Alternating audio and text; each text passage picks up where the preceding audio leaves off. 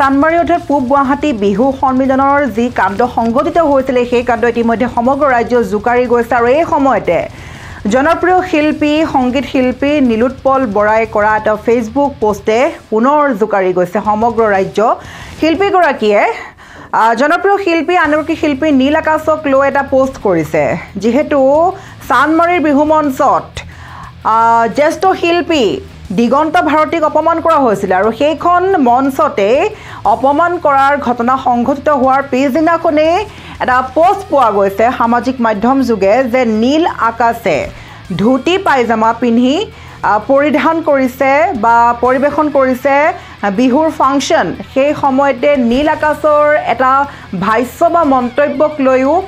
শিল্পী নীলোৎপল বৰাই কৰিছে এটা ফেচবুক পোষ্ট নীল আকাশক লৈ কৰা এই ফেচবুক পোষ্টে ইতিমধ্যে সামাজিক মাধ্যম জোকাৰি গৈছে আমি বাৰে বাৰে কৈছোঁ সামাজিক মাধ্যমত এই কথা চৰ্চা লাভ কৰি আছে যে সঁচাকৈয়ে শিল্পী নীল আকাশে সেই কাণ্ড সংঘটিত হোৱাৰ পিছদিনাখনেই সেইখন বিহু মঞ্চত গীত পৰিৱেশন কৰিছিল নেকি বা ধুতি পায়জামা পিন্ধি গীত পৰিৱেশন কৰিছিল নেকি এই ধৰণৰ বিভিন্ন প্ৰশ্ন উত্থাপিত হৈছে আমি বাৰে বাৰে কৈছোঁ এই প্ৰশ্ন উত্থাপিত হৈছে সামাজিক মাধ্যমত তাৰ মাজতেই জনপ্ৰিয় শিল্পী নীলোৎপল বৰাই পোষ্ট কৰিছে নীল আকাশক লৈ এবাৰ সৰব হৈ পৰিছে যেন শিল্পী নীলোৎপল বৰা কি পোষ্ট কৰিছিলে এই সন্দৰ্ভত নিউজ এপছ আছামৰ হাতত আহি পৰা এই বিশেষ ৰিপৰ্ট আগবঢ়াইছোঁ প্ৰত্যেকগৰাকী দৰ্শকৰ বাবে এই মুহূৰ্তৰ এই ডাঙৰ খবৰটো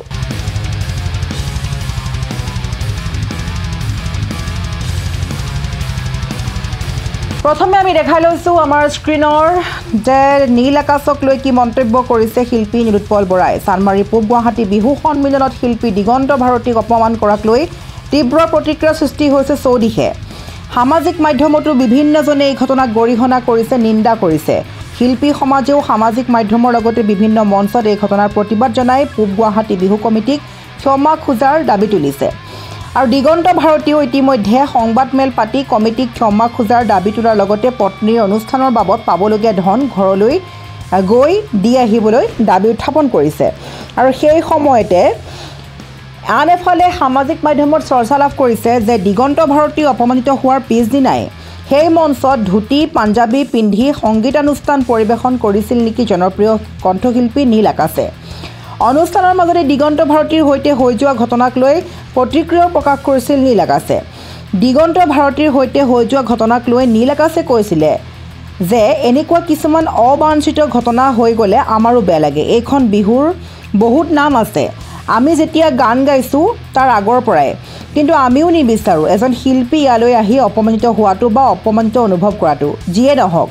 ঘটনাক্ৰম যেনেকুৱাই নহওক আপোনালোকে বুজাবুজি সুন্দৰভাৱে অনুষ্ঠানটো আগবঢ়াই নিয়াটো আপোনালোকৰো কৰ্ম আৰু আমাৰো দায়িত্ব বুলি ক'লে আৰু দুই পক্ষৰ খুব ভাল মিল হৈ এটা অনুষ্ঠান গঢ় লৈ উঠে বুলি ক'লে কেতিয়াবা শিল্পীজনৰো ভুল হ'ব পাৰে কেতিয়াবা আয়োজকৰো ভুল হ'ব পাৰে মানুহ মাত্ৰেই ভুল হয় কিন্তু সেই বুলি ইয়াৰ পৰা আমি যাতে বিপৰীত বাৰ্তা এটা নিদিওঁ দিগন্তদা আমাতকৈ বয়োজ্যেষ্ঠ আমাৰ গুৰুৰ নিচিনা তেওঁ যদি মনত দুখ পায় আমাৰো বেয়া লাগে আমি সৰু গতিকে আপোনালোকেও বুজিব ইমান ধুনীয়া অনুষ্ঠানটো আপোনালোকে গঢ় দি তুলিছে মই আচৰিত হৈ গৈছোঁ কি ঘটনা হৈ যাব পাৰে মানুহৰ গতিকে একো নাই এবাৰ চানমাৰীৰ বিহুৰ কাৰণে দিগন্তদাৰ কাৰণে একেলগে এটা হাত চাপৰি দিলে সুখী হ'ম বুলি উল্লেখ কৰা বুলি বাৰে বাৰে চৰ্চা লাভ কৰি আছে সামাজিক মাধ্যম যোগে কিন্তু বৰ্তমান নীল আকাশৰ সেই মন্তব্য আমাৰ লগত নাই মাথো সামাজিক মাধ্যমত চৰ্চা লাভ কৰি আছে এই কথা আনফালে আমি ক'ব লাগিব প্ৰায় সংখ্যক কণ্ঠশিল্পী দিগন্ত ভাৰতীক অপমানৰ ঘটনাৰ প্ৰতিবাদ কৰি থকাৰ সময়তে সেই মঞ্চতে উক্ত ঘটনাক লৈ নীল আকাশৰ নৰম স্থিতিয়ে অসন্তুষ্টতা প্ৰকাশ কৰিছে একাংশক নীল আকাশৰ এই স্থিতি সন্দৰ্ভত অসন্তোষ প্ৰকাশ কৰে কণ্ঠশিল্পী নীলোৎপল বৰাই আমি দেখাই আছোঁ নীলোৎপল বৰাৰ সামাজিক পোষ্টটো বা যিটো ভাইৰেল হৈ পৰিছে যিটো চৰ্চা লাভ কৰি আছে সেই পোষ্টটো আমি দেখাব চেষ্টা কৰিছোঁ আমাৰ স্ক্ৰীণত সামাজিক মাধ্যমত নীলোৎপল বৰাই লিখিছে যে দিগন্ত ভাৰতীক চানমাৰী বিহু কমিটিয়ে অপমান কৰা ঘটনাটোৰ সন্দৰ্ভত কণ্ঠশিল্পী তথা বন্ধু নীল আকাশৰ ভাষ্যটো শুনি খুবেই বেয়া লাগিছে এনে ঘটনাটো মানুহে ডিপ্ল'মেটিক ষ্টেণ্ড লয়নে কথাখিনি একেবাৰে ভাল নালাগিল বুলি কৈছে নীলোৎপল বৰাই নীলৰ ঠাইত মই হোৱা হ'লে দিগন্ত ভাৰতীৰ দৰে সৎ নম্ৰ ভদ্ৰ আৰু গুণী শিল্পী এগৰাকীক এইদৰে চৰম অপমান কৰাৰ পাছত সেই একেখন মঞ্চত গীত পৰিৱেশন নকৰোঁ বুলিয়ে সিদ্ধান্ত ল'লোহেঁতেন এই ঘটনাটো দুই পক্ষৰ মাজৰ ভুল বুজাবুজি বা অনাকাংক্ষিত হৈ যোৱা এটা ঘটনা হোৱা হ'লে নীলৰ কথাখিনি গ্ৰহণযোগ্য হ'লহেঁতেন এজন শিল্পীৰ আন এজন জ্যেষ্ঠ সন্মানীয় শিল্পীৰ প্ৰতি যদি সেইখিনি ষ্টেণ্ড লোৱাৰ সাহস নাই তেন্তে কি বাকী থাকিল আৰু দুখ পাইছোঁ এইবোৰ দেখি এইদৰে পোষ্ট কৰিলে জনপ্ৰিয় সংগীত শিল্পী নীলোৎপল বৰাই আৰু তাৰ পাছতে এতিয়া যেন সামাজিক মাধ্যমত আৰম্ভ হৈছে এই চৰ্চা আৰু নিশ্চয়কৈ জ্যেষ্ঠ কণ্ঠশিল্পী দিগন্ত ভাৰতী তথা জ্যেষ্ঠ সংগীত শিল্পী গীতিকাৰ সুৰকাৰ দিগন্ত ভাৰতীক সকলোৱে গুৰু বুলি মানে আৰু সঁচাকৈয়ে এগৰাকী জ্যেষ্ঠ শিল্পী বুলি অভিহিত কৰা হয় তেখেতক আৰু সেইগৰাকী শিল্পীক অপমান কৰাটো কোনেও আচলতে মানি ল'ব খোজা নাই আৰু এই সন্দৰ্ভত দিগন্ত ভাৰতীক লৈ জুবিন গাৰ্গেও মাত মাতিছে সমূহ একাংশ শিল্পী সমাজেও মাত মাতিছে সেয়েহে দিগন্ত ভাৰতীক যে অপমান কৰিলে সেই অপমানৰ বাবে এতিয়া সঁচাকৈ ক্ষমাৰ যোগ্য হৈ পৰিছে চানমাৰি বিহু সন্মিলন যিহেতু এগৰাকী শিল্পীক এদৰে নিজেই মঞ্চলৈ মাতি অপমান কৰাটো কাৰো সহ্য নহয় তেনেস্থলত নীল আকাশে যি মন্তব্য আগবঢ়ালে বা যিটো চৰ্চা লাভ কৰি আছে সামাজিক মাধ্যমত যে নীল আকাশে সেইখন মঞ্চতে পাঞ্জাবী ধুতি পায়জামা পিন্ধি গীত পৰিৱেশন কৰিছে তেন্তে সেয়া তেওঁ ভুল কৰিছে এই ধৰণৰ বিভিন্ন চৰ্চা লাভ কৰি আছে